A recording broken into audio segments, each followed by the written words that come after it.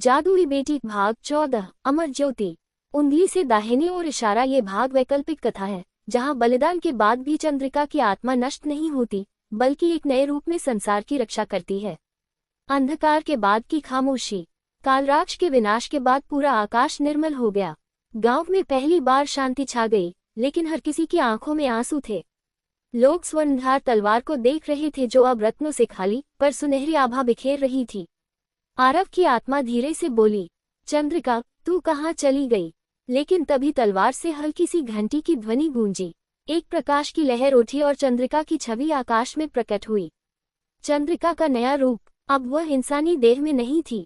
उसकी आंखों से चंद्रमा की तरह उजाला निकल रहा था और उसके चारों ओर 7 रंगों की आभा थी। वह बोली, मैं मिट्टी की बेटी थी, लेकिन बलिदान ने मुझे अमर ज्योति बना दिया है।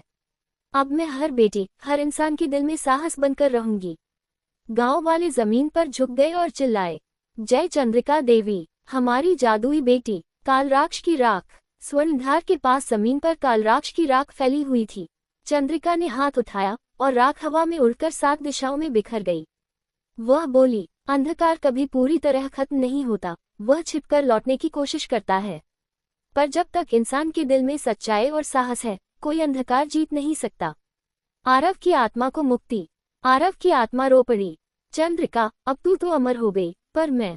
चंद्रिका ने उसके माथे पर हाथ रखा, तू मेरा सच्चा साथी था। तेरी आत्मा अब हर जगह होगी, हवा में, पानी में, हर प्रार्थना में। तेरे बिना मेरी जीत अधूरी थी। अचानक आरव की आत्मा प्रकाश में बदलकर चंद्रिका की आभा में समा गई। नई शुरुआत। गांव फिर से बसने लगा। लोगों ने काल महामंदिर की सीढ़ियों पर जादुई बेटी का मंदिर बनाया। हर पूर्णिमा की रात वहां दीप जलाए जाते और यह प्रार्थना गूंजती, हे चंद्रिका, हमें अंधकार से लड़ने की शक्ति देना। बच्चों को कहानियों में सुनाया जाने लगा कि कभी एक साधारण लड़की ने अपना सब कुछ त्यागकर संसार को बचाया और अमर ज्योति बन गई। अंतिम आशीर्वाद। चंद्रिका की दिव्य आवाज आकाश से गूंजी, याद रखना, सच्चा जादू तलवार या रत्न में नहीं, बल्कि इंसान के दिल में छिपा होता है। जब तक तुम अपने भीतर की रोशनी पर विश्वास करोगे, कोई कालराक्ष तुम्हें हरा नहीं सकेगा।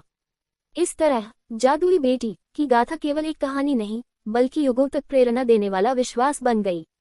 क्या आप चाहेंगे कि मैं अब इस कहानी का पौराणिक विस्तार जैसे एक महाकाव्य शैली में लिखूं, जहां चंद्रिका को लोग देवी मानकर पूजा करने लगते हैं?